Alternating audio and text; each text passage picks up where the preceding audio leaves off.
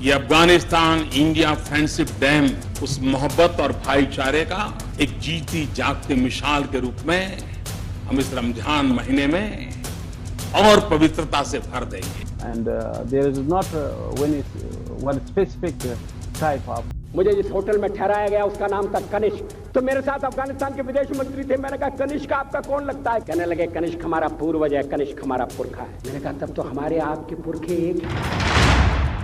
पाकिस्तान, चीन और ईरान जैसे देशों से लगी अफगानिस्तान की सरहदें खामोश हैं, लेकिन इस मुल्क के अंदर जैसे कयामत आई है।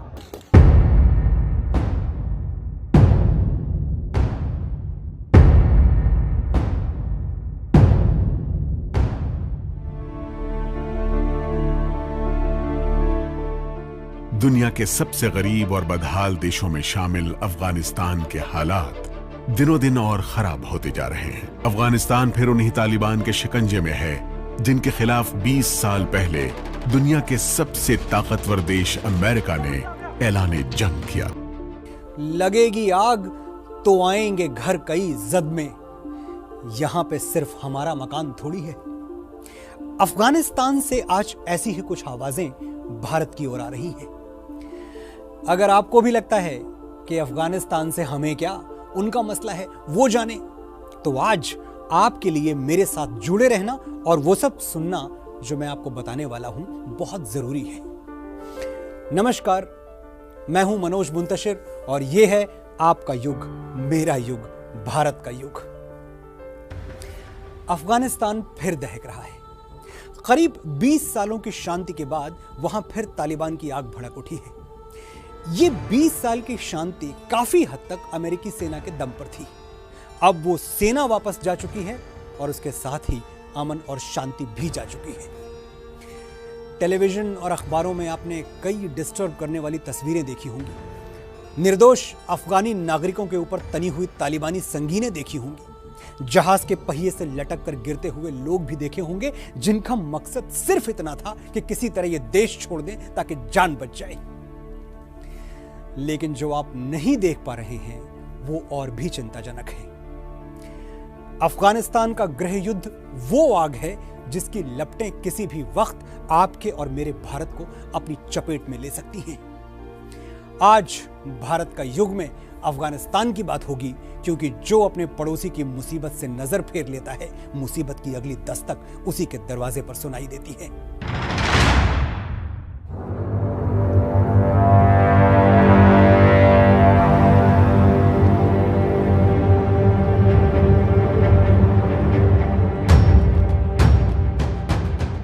ये दो तस्वीरें अफगानिस्तान में पिछले 2 दशकों की कहानी बयान कर रही हैं। जाहिर है पिछले 20 सालों में यहां कुछ नहीं बदला है। न मरने वालों की संख्या बदली है, न शरणार्थियों की तादाद, और न ही तालिबान।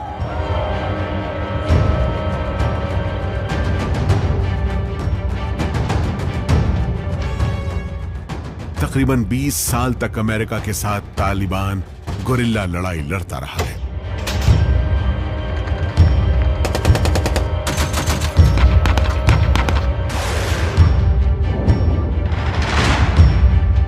इस दौरान अमेरिका ने 61 लाख करोड़ रुपए खर्च किए।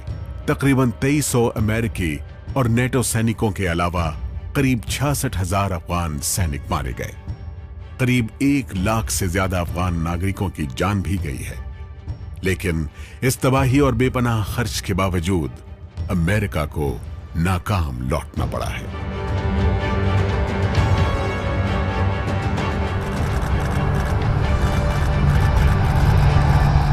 ऐसे में यह सवाल अब पूरी दुनिया को परेशान कर रहा है कि आखिर अफगानिस्तान में इतनी लंबी जंग के बाद क्या हासिल हुआ।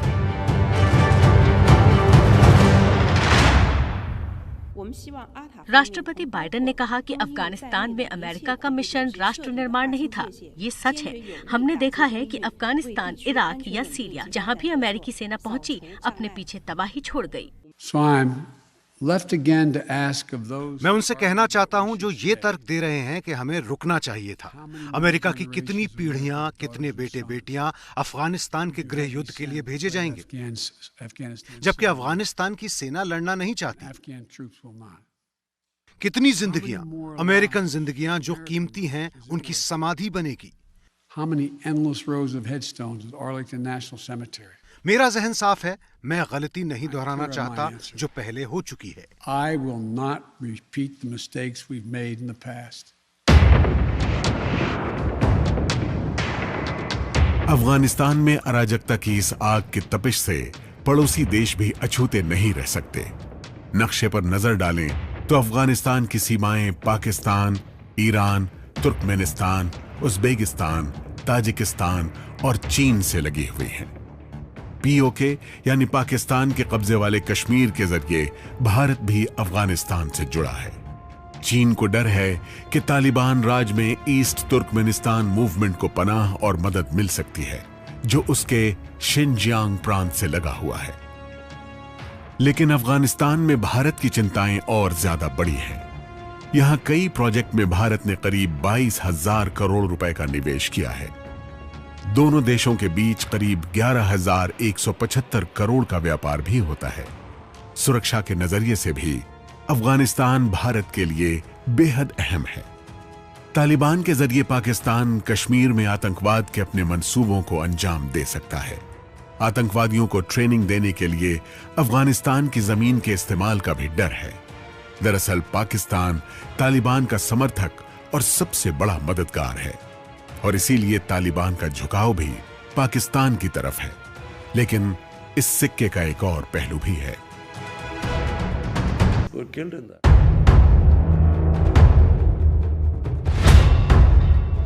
पाकिस्तान दुनिया के उन 3 देशों में शामिल है जिसने 1996 की तालिबान सरकार को मान्यता दी थी।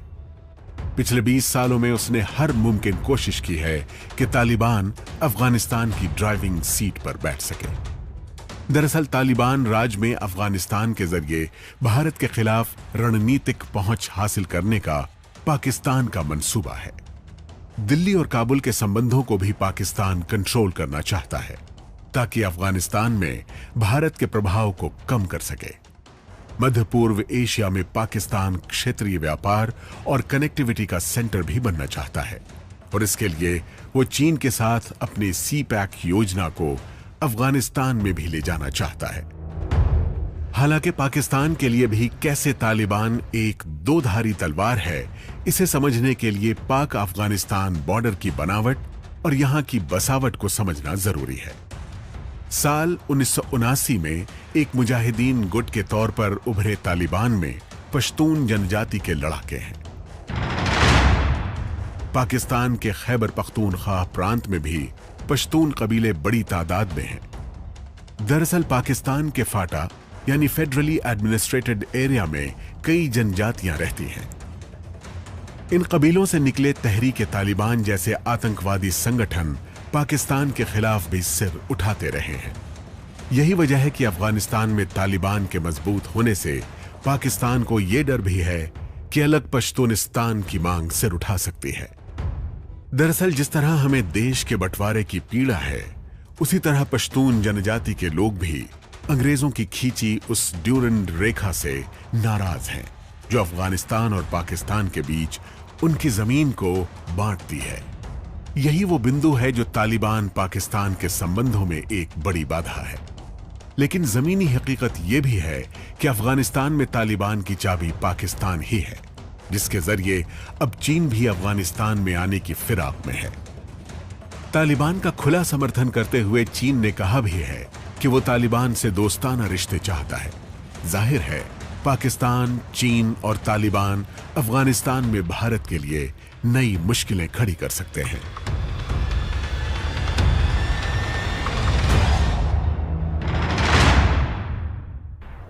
तालिबान वो खतरा है जो सिर्फ अफगानिस्तान पर नहीं, उसकी सीमा से जुड़े तमाम पड़ोसी देशों पर भी मंडरा रहा है, खास तौर से भारत पर। पाकिस्तान तो पहले ही तालिबान का जिगरी यार है और चीन भी मतलब की दोस्ती गांठने में माहिर है। अगर पाकिस्तान और चीन दोनों तालिबान के साथ दूध और शक्कर की तरह घुल गए तो भारत कूटनीतिक, सामरिक और राजनयिक तौर पर बड़ी पेचीदा हालत में आ जाएगा। पाकिस्तान और चीन दोनों भारत से अपनी दुश्मनी निकालने के लिए अफगानिस्तान का सहारा लेंगे। अगर तालिबान ने अफगानिस्तान के दरवाजे हमारे लिए बंद कर दिए तो हम यूरोप और सेंट्रल एशिया से कट जाएंगे, क्योंकि अफगानिस्तान ही वो गलियारा है जिससे गुजर के हम यूरोपीय और मध्य एशियाई देशों तक पहुंचते हैं। धीरे धीरे आप समझ रहे होंगे कि तालिबान सिर्फ अफगानिस्तान का मसला नहीं है, आपका भी है, मेरा भी है। अफगानिस्तान में सिर्फ 17% जमीन ही खेती के योग्य है। यह देश 80% पहाड़ों से भरा है, लेकिन अफगानिस्तान के इन्हीं दुर्गम रास्तों से दुनिया एक छोर से दूसरी छोर तक जुड़ती है। मध्य और दक्षिण एशिया में अफगानिस्तान की ऐसी सामरिक स्थिति ही सदियों से हमलावरों को ललचाती रही है। अपनी भौगोलिक स्थिति की वजह से ही अफगानिस्तान लंबे समय से विदेशी ताकतों के बीच सत्ता संघर्ष का केंद्र भी बनता रहा है। 1989 में सोवियत संघ और 1919 में ब्रिटिश एम्पायर यहां नाकाम युद्ध लड़कर रुखसत हो चुके हैं और अब अमेरिका भी अफगानिस्तान को उसके हाल पर छोड़कर लौट गया है। They had agreed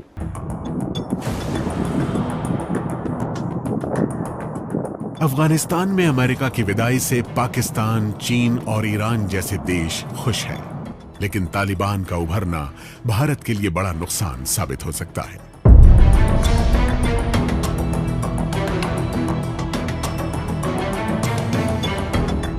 भारत ने ईरान की चाबहार बंदरगाह बनाने में मदद की है, जो कांडला बंदरगाह से बेहद करीब है।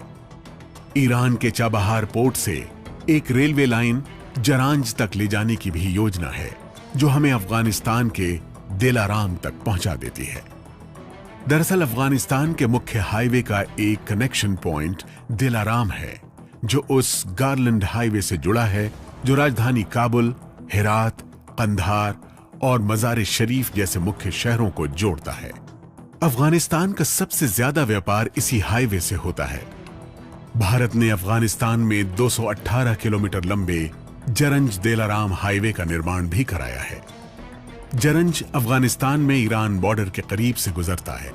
अफगानिस्तान के साथ होने वाले व्यापार के लिए जब पाकिस्तान ने रास्ता देने से इनकार कर दिया था, तो यह हाईवे ही भारत के लिए रणनीतिक महत्व वाले रास्ते के तौर पर सामने आया। जरंग दिलाराम हाईवे से ईरान के चाबहार बंदरगाह तक आसानी से पहुंचा जा सकता है, लेकिन भारत के सामने सवाल यह है कि क्या अब हम इस रास्ते का इस्तेमाल अफगानिस्तान के लिए कर सकते हैं? अफगानिस्तान में रीजनल कनेक्टिविटी के अलावा भारत की मौजूदगी इसलिए भी जरूरी है क्योंकि इससे एक तरफ चीन तो दूसरी तरफ पाकिस्तान पर दबाव पड़ता है। इसीलिए पिछले 10 सालों में भारत ने यहां कई विकास योजनाओं में करीब 22,000 करोड़ रुपए का भारी भरकम निवेश भी किया है। Hindi cinema's most famous Pathaan character Sher Khan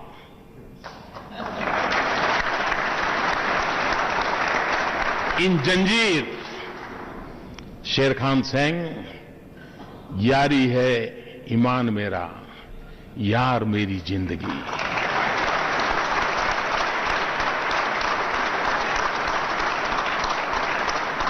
friendship is my faith, friend is my life. This is the creed of Afghans and Indians. इतिहास की किताबें पलटते हुए अगर गलती से 2 पन्ने चिपक जाएं तो हम एक झटके में 400 साल जंप कर जाते हैं। 2-2.5 हजार साल ह्यूमन हिस्ट्री में कोई बहुत पुरानी बात नहीं होती। अगर मैं आपसे कहूं कि लगभग 2300 साल पहले सम्राट अशोक के समय में भारत की सीमाएं अफगानिस्तान तक फैली हुई थी, तो इसका मतलब यह है कि अभी कुछ दिनों पहले तक अफगानिस्तान भारत का एक जरूरी और शानदार हिस्सा हुआ करता था। अफगान आज भी मानते हैं कि हमारे और उनके पूर्वज एक हैं। हमारे बौद्ध राजा कनिष्क के नाम पर अफगानिस्तान में होटल्स हैं, इमारतें हैं। यानी अफगानिस्तान से हमारे तार बहुत गहरे तक जुड़े हुए हैं और बहुत पहले से जुड़े हुए हैं। एक और रिश्ता है हमारा, दर्द का रिश्ता। भारत की तरह अफगानिस्तान ने भी कई आक्रमण झेले हैं। सिकंदर ने हम पर भी हमला किया, उन पर भी किया। अंग्रेजों ने हमारी आजादी को भी अपने बूटों तले रौंदना चाहा, उनकी आजादी को भी। कई संघर्षों से गुजरा है अफगानिस्तान। अभी कुछ बरस पहले शीत युद्ध के दौरान रूस और अमेरिका के आपसी संघर्ष में भी अफगानिस्तान लंबे समय तक पिसता रहा। आज वहां क्या हालात हैं और ये हालात क्यों हैं, इसको समझने के लिए हमें उनकी आजादी के शुरुआती दिनों में वापस लौटना होगा। अफगानिस्तान में मैंने एक बात और देखी। मुझे जिस होटल में ठहराया गया उसका नाम था कनिष्क। अफगानिस्तान एक मुस्लिम देश है। मुझे बड़ा ताज्जुब हुआ, मैंने कहा कनिष्क यहां कहां से आया? तो मेरे साथ अफगानिस्तान के विदेश मंत्री थे। मैंने कहा कनिष्क आपका कौन लगता है, कनिष्क से आपका क्या संबंध है? कहने लगे कनिष्क हमारा पूर्वज है, कनिष्क हमारा पुरखा है। He was one of our forefathers. मैंने कहा तब तो हमारे आपके पुरखे एक हैं। अफगानिस्तान के लोगों ने उपासना पद्धति बदली है, संस्कृति नहीं बदली। आज के भारत के परिवेश में यह सुनने के बाद थोड़ा विचित्र लगता है। साल 1919 में अफगानिस्तान अंग्रेजों की गुलामी से आजाद हुआ। उस समय भारत की सीमा अफगानिस्तान से लगती थी। अंग्रेजों ने ड्यूरेंड रेखा खींचकर भारत अफगानिस्तान को अलग कर दिया। आजादी के बाद अफगानिस्तान में राजशाही का दौर शुरू हुआ। शाह वंश के आखिरी राजा मोहम्मद जहीर शाह साल 1931 में जब अपना इलाज कराने इटली गए थे, तब उनके सेनापति दाऊद खान ने उनका तख्ता पलट कर दिया और खुद प्रधानमंत्री बन गया। 1977 में दाऊद खान ने संविधान लागू कर खुद की सरकार भी बना ली, जिसमें प्रधानमंत्री से लेकर सारे पद उन्होंने अपने पास ही रख लिए। लेकिन जल्द ही दाऊद की हुकूमत से अफगानिस्तान की जनता ऊब गई। 1978 में अफगानिस्तान में शोर रेवोल्यूशन हुआ, जिसका नायक नूर मोहम्मद तारिकी था। अफगानिस्तान के नए राष्ट्रपति बने नूर मोहम्मद तारिकी को उस समय के सोवियत संघ का पूरा सपोर्ट हासिल था। इसलिए जल्द ही कम्युनिस्ट सोवियत संघ का असर अफगानिस्तान पर भी दिखाई देने लगा। तारिकी ने तेजी से अफगानिस्तान का मॉडर्नाइजेशन किया। स्कूल, कॉलेज, यूनिवर्सिटी और अस्पताल खोले जाने लगे। राष्ट्रपति तारिकी ने महिलाओं की शिक्षा पर भी खासा ध्यान दिया। शायद आपको यकीन न हो कि आज के अफगानिस्तान से उलट 60 और 70 के दशक का अफगानिस्तान कुछ ऐसा दिखाई देता था। यह वो दौर था जब अफगानिस्तान में महिलाओं के लिए बुर्का पहनने की पाबंदी हटा दी गई थी और लड़कियां भी अपनी पसंद के कपड़े पहन सकती थीं। लेकिन 1996 में तालिबान राज के दौरान महिलाओं के लिए पूरे शरीर को ढकने वाले बुर्के का इस्तेमाल जरूरी कर दिया गया। 10 साल से ज्यादा उम्र की लड़कियों के लिए स्कूल जाने पर रोक लगा दी गई थी और अब उसी दौर के लौटने की आशंका है।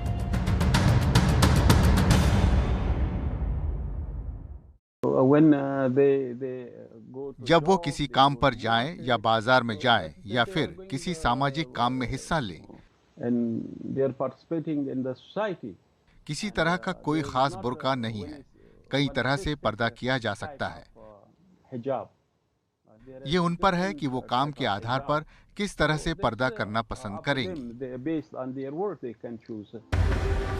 संग सारी तो बहरहाल मुकद्दर है मेरा, आपके हाथ में पत्थर नहीं देखे जाते। गैरों ने अफगानिस्तान पर जो कहर ढाए, उनसे क्या शिकायत, वो तो पराए थे।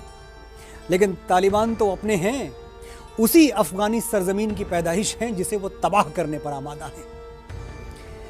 पहाड़ों का ये खूबसूरत देश कभी बेहद खुशहाल हुआ करता था। अंग्रेजों से आजादी के बाद यहां राजतंत्र आया और फिर कम्युनिस्ट विचार वाली सरकारें भी आईं। इस दौरान आम लोगों की जिंदगी बेहतर हुई, दम घोटने वाली पाबंदियां हटी, खुली हवा में सांस लेने का माहौल बना, स्कूल और कॉलेज खुले, लोगों को रोजगार मिला। ये वो दौर था जब अफगानिस्तान पर्यटन के नजरिए से एक खूबसूरत देश माना जाता था और छुट्टियां मनाने के लिए ये एक परफेक्ट डेस्टिनेशन हुआ करता था। अफगानिस्तान की सैर लोगों की विश लिस्ट में टॉप पर हुआ करती थी।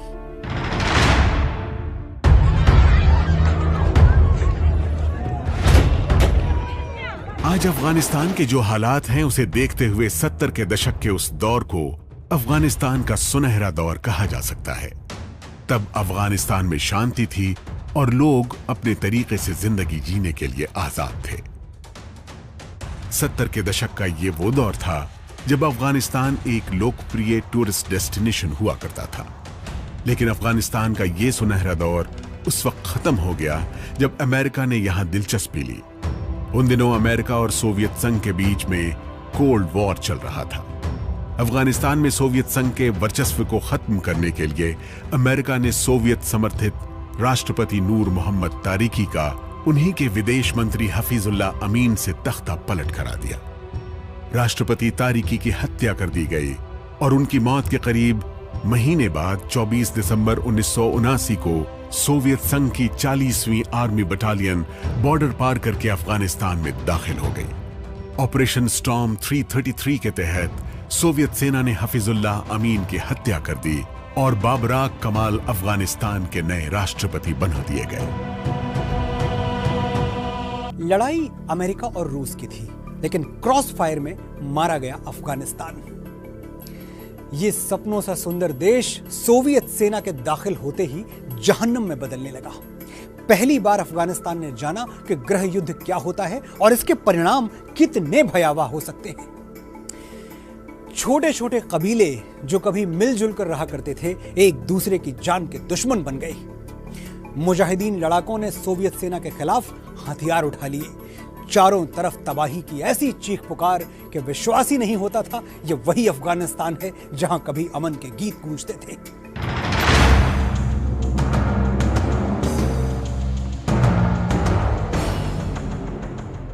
करीब 10 साल तक संघर्ष चला और आखिरकार 1989 में सोवियत सेना को अफगानिस्तान छोड़ना पड़ा।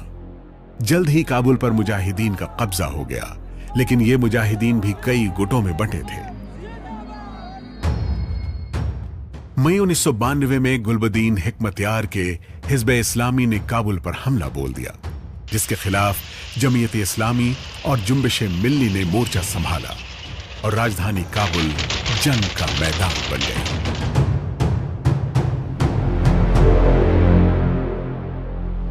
उस वक्त मुजाहिदीन के किसी गुट को पाकिस्तान तो किसी को ईरान और किसी को सऊदी अरब मदद कर रहे थे। मुजाहिदीनों के इन बड़े गुटों के बीच एक और गुट अपने अस्तित्व की लड़ाई लड़ रहा था, जिसका नाम था तालिबान।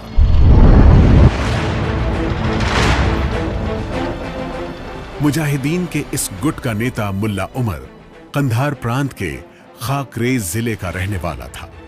मौलवी गुलाम नबी आखुंद का बेटा उमर मजहबी माहौल में ही पला बढ़ा।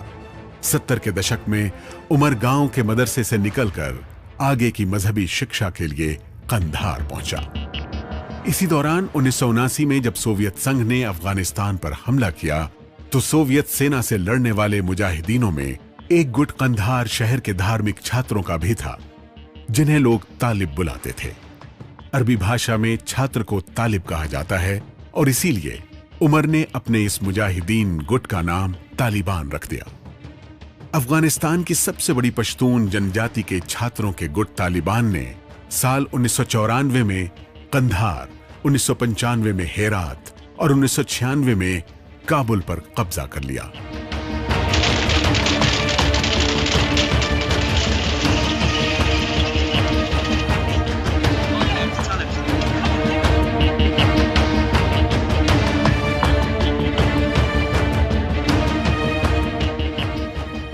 राष्ट्रपति बुरहानुद्दीन रब्बानी को हटाकर मुल्ला उमर अमीरुल मोमिनीन यानी सत्ता का सर्वोच्च नेता बन गया।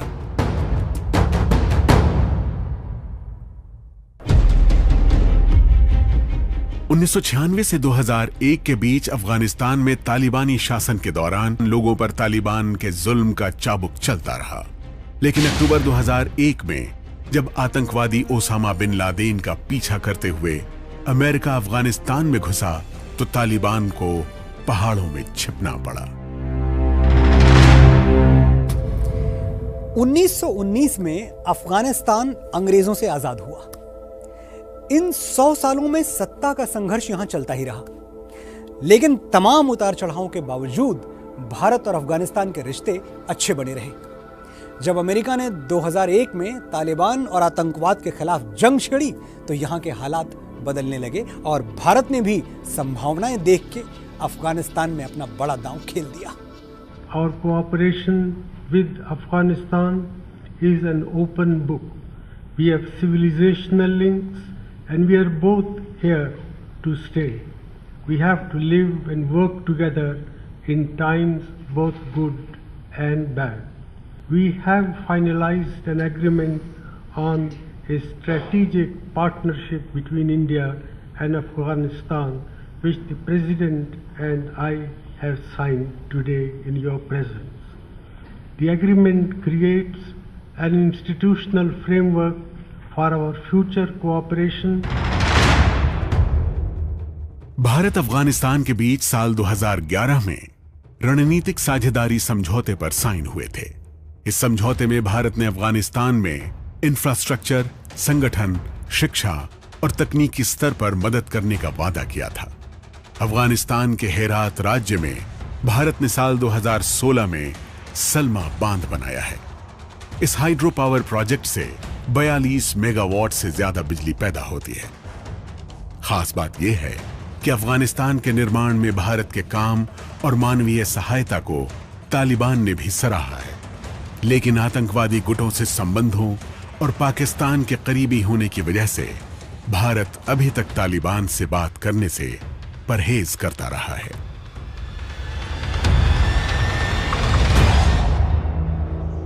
हिंदुस्तान और अफगानिस्तान के बीच ये जो भाईचारे का रिश्ता है, ये अफगानिस्तान इंडिया फ्रेंडशिप डैम उस मोहब्बत और भाईचारे का एक जीती जागती मिसाल के रूप में हम इस रमजान महीने में और पवित्रता से भर देंगे। यारी बेशक हमारा ईमान है और यार हमारी जिंदगी, लेकिन जब यार का किरदार बदल जाए तो यारी का भविष्य अंधकार में डूबना तय है। जो अफगानिस्तान हमारा दोस्त था उसे तो तालिबान ने तबाह कर दिया, और तालिबान से हमारा दोस्ती का नहीं मजबूरी का रिश्ता है। हमारे लिए ही नहीं, पूरी दुनिया के लिए तालिबान एक मजबूरी बन चुका है।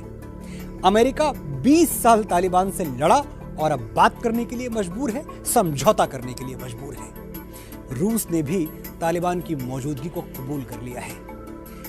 ऐसे में भारत के सामने सबसे बड़ा सवाल यही है कि वो तालिबान से कैसे निपटे। इतिहास पर नजर डालें तो अफगानिस्तान भारत के सबसे भरोसेमंद दोस्तों में से एक रहा है। दोनों देशों के दोस्ताना संबंधों का अंदाजा जनवरी 1950 से ही लगाया जा सकता है, जब भारत के तत्कालीन प्रधानमंत्री जवाहरलाल नेहरू और भारत में अफगानिस्तान के तत्कालीन राजदूत मोहम्मद नजीबुल्लाह ने 5 साल की मित्रता संधि पर हस्ताक्षर किए थे। अमेरिका और सोवियत संघ के बीच शीत युद्ध के दौर में अफगानिस्तान भारत के गुटनिरपेक्ष आंदोलन का सदस्य भी रहा है। दिसंबर 1987 में अफगानिस्तान के राष्ट्रपति नजीबुल्लाह भारत की आधिकारिक यात्रा पर आए थे। ये वही वक्त था जब अफगानिस्तान में सोवियत संघ की सेना मौजूद थी और भारत के सामने अफगानिस्तान में ठीक वैसे ही हालात थे जैसे आज हैं। लेकिन उस वक्त पूर्व प्रधानमंत्री राजीव गांधी अफगानिस्तान के मुजाहिदीन गुटों से बात करने में झिझके नहीं थे। पूर्व प्रधानमंत्री नरसिम्हा राव के दौर में भी भारत ने मुजाहिदीन गुटों से बिना डरे और बिना किसी का पक्ष लिए डील जारी रखी थी। हालांकि 1996 में जब अफगानिस्तान में तालिबान ने अपनी सरकार बनाई थी, तब भारत ने तालिबान सरकार को मान्यता नहीं दी। करीब 5 साल बाद सन 2001 में जब अमेरिका अफगानिस्तान में पहुंचा तो भारत ने भी यहां बड़ा दांव लगा दिया। लेकिन बदले हालात में तालिबान अब भारत के लिए एक बहुत बड़ी चुनौती बन गया है। सरकार ने भी कहा है कि हम सारे स्टेक होल्डर से बात करेंगे अफगानिस्तान में। तो जो भी वहाँ भी हैं सरकार में, तालिबान हैं, तो तालिबान के काफ़ी नेता जो कि अवेलेबल हैं, कुछ तो उसमें ऐसे भी हैं कि जो कि पाकिस्तान के बिल्कुल ही पिट्ठू हैं, तो उनसे बिल्कुल बात करना चाहिए, क्योंकि हम अपने हितों को अगर प्रोटेक्ट करना चाहते हैं तो हमें सारे पॉलिटिकल फोर्सेस से बात करना चाहिए। जब हमारे सारे दोस्त जो अफ़गानी हैं, अफ़गान के हैं लीडर्स, वो लोग उनसे बात कर रहे हैं, तो हमें भी ज़रूर बात करना चाहिए, बताना चाहिए कि हम क्या उनसे उम्मीद करते हैं। अभी तक कुछ ऐसा हमें नहीं दिखा है जिसमें तालिबान ने भारत की खिलाफत की हो, लेकिन इंडिया के जो ऑप्शंस इस वक्त हैं, क्योंकि जो बात करने का जो समय था उनके साथ फॉर्मली, इनफॉर्मल तो चली रही होगी, इसमें कोई शक नहीं है, तो उसका समय अभी नहीं है। अभी इसलिए नहीं है कि दुनिया को देखना है कि तालिबान जो कह रहा है और जो कर रहा है उसमें कितना अंतर है। भारत रत्न पंडित श्री अटल बिहारी वाजपेयी ने कहा था, हम अपने दोस्त बदल सकते हैं, पड़ोसी नहीं। किसी भी देश की विकास यात्रा में उसके पड़ोसियों के हालात एक बड़ी भूमिका अदा करते हैं। अगले हफ्ते हम अपने इसी पड़ोसी अफगानिस्तान की बात जारी रखेंगे। मैं फिर लौटूंगा आपका युग, मेरा युग, भारत का युग लेकर। तब तक के लिए मनोज मुंतशिर को आज्ञा दीजिए। नमस्कार।